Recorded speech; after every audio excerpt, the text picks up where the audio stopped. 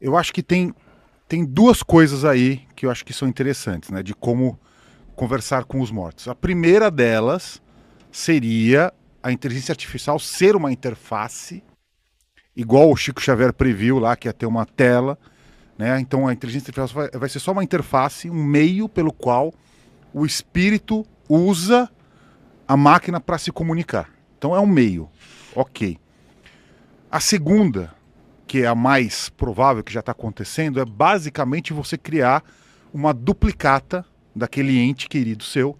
Você vai registrar voz, vai registrar ideias, vai registrar conselhos, vai registrar imagem, vai registrar as receitas, por exemplo, que a mãe fazia.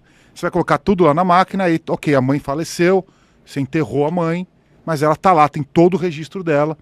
Eu acho que, se não me engano, tem site que já está fazendo, já tem um serviço que está se propondo a fazer isso, né? Sim. Cadastre aqui Aham. todas as informações do seu pai, da sua Uhum. mãe, e aí quando morrer, ela vai estar disponível, ou seja, você vai estar se comunicando com os mortos por uma simulação de um parente querido. Não é? E é até interessante, eu fiquei pensando nisso, né? Porque é, das pessoas que eu atendi, eu perguntei o que você mais sente falta da sua mãe, por exemplo. Ah, eu sinto falta da comida, né, do sabor da comida da Uhum. minha mãe e dos conselhos dela. Ok, os conselhos dá para treinar uma IA para ela dar os mesmos Uhum. conselhos. A comida também dá para você Receita. treinar para de repente a IA fazer a mesma comida que a sua mãe fazia. Então você consegue ter o mesmo sabor da mãe, né, daquela comida da mãe, que eu tenho, por exemplo, da minha avó, eu tenho o sabor da minha infância até hoje, comida da minha avó. E ter os conselhos dela também. Então, o que você enxerga, o que você acha que é mais viável e como que o ser humano pode se perder nisso? Porque, querendo ou não, a gente está arrumando um caminho para transcender a morte, para o ser humano literalmente não ter que lidar com o luto. E o luto é um processo de amadurecimento humano, não é? Uhum. Então a gente meio que vai ser criança para sempre, tendo para sempre os nossos pais, nossos entes queridos ali. A gente nunca vai ter que lidar com a dor da perda, né? Que não permite a própria evolução do indivíduo. Uhum. Então, assim, é tudo muito complexo, na minha É, opinião. é sim. O que você Ali, enxerga disso? já existem algumas startups, inclusive ligadas a Big Techs como a Google, que já trabalham em projetos de imortalidade. Imortalidade não significa eternidade. Uhum. Mortalidade significa, por mortes naturais, você vai ter digamos, uma perenidade. Todas as tuas células cancerígenas ou envelhecidas, ou o teu corpo não parar de envelhecer, ou ele envelhecer e ele ser trocado. Isso é nessa união da IA com a nanotecnologia e nós conseguirmos fazer reposição de órgãos, já tem gente colocando muito dinheiro, bilhões de dólares, para desenvolver essa nossa capacidade de viver. Os cientistas já estimam, inclusive, que essa próxima geração já vive até os 150 anos, né? Nós estamos já no fim de uma geração que vai viver uma média de anos que ultimamente tem sido, depende do país, né? Que no Brasil, se não me falha a memória, são 70 e poucos anos, 72, não me falha a memória. Mas já tem gente trabalhando nessa imortalidade, digamos assim. Não eternidade, tá, gente? Na Revista Espírita, Kardec tem um registro de algumas comunicações do espírito de Moza, falando sobre a vida em Saturno. E ele relatando que lá as encarnações duram 300 anos.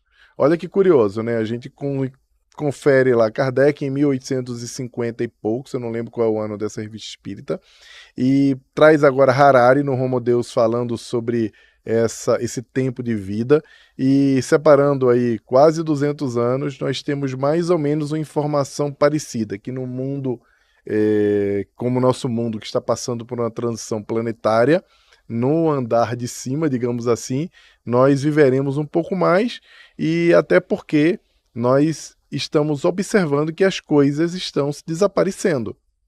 Não sei se quem está nos assistindo ou vocês já pararam para refletir sobre isso. Existe estamos num processo de desaparecimento das coisas. E não é muito notável, mas eu posso falar 3, 4 coisas aqui para poder nos lembrar de como as coisas estão desaparecendo. Por exemplo, o tamanho da televisão, que antes era um tubão, ninguém carregava uma televisão debaixo do braço. Hoje, você está com a televisão no teu bolso. Ou uma televisão slim, lá, uma televisão bem fininha que você tem na sala.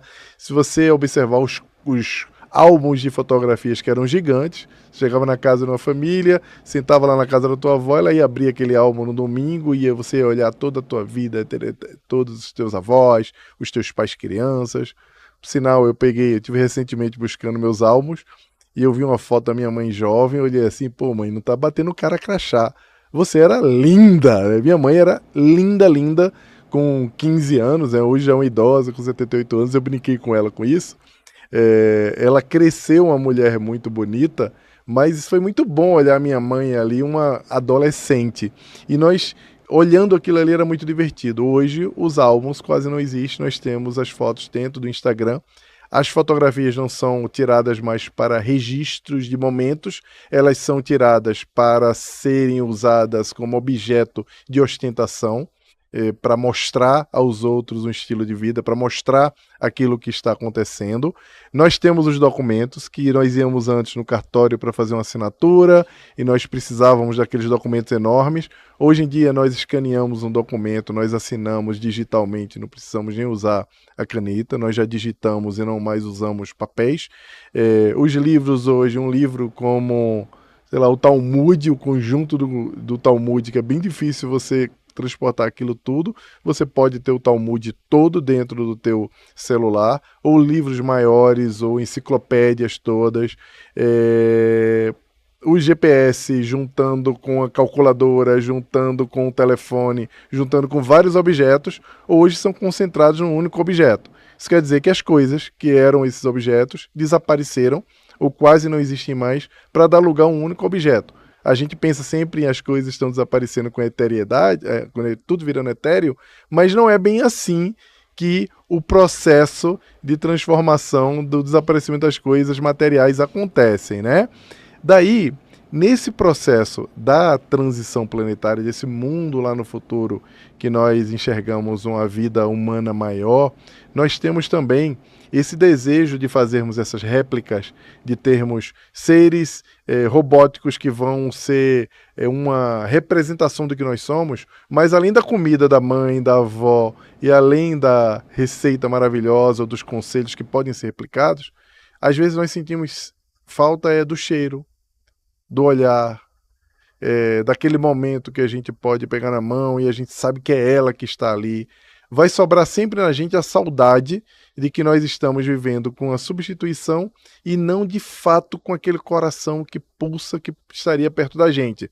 Daí eu acredito que vai sempre ter um dilema e vamos viver uma vida meio que de faz de conta, olhando para aquele robô e não entendendo se ele realmente está sentindo ou se ele está só replicando os modelos do que era a sua mãe. Aí nós vamos entrar em outro dilema, uma civilização completamente diferente da que nós conhecemos, que a gente vai ter que decidir se o que importa são as emoções, as conexões que a gente vai ter pelo afeto e pela história que a gente tem com aquela pessoa, e entender que o luto faz parte da nossa finitude, ou se nós vamos nos satisfazer com essas réplicas das coisas que nós mais gostamos. É um dilema para nós três do futuro decidirmos.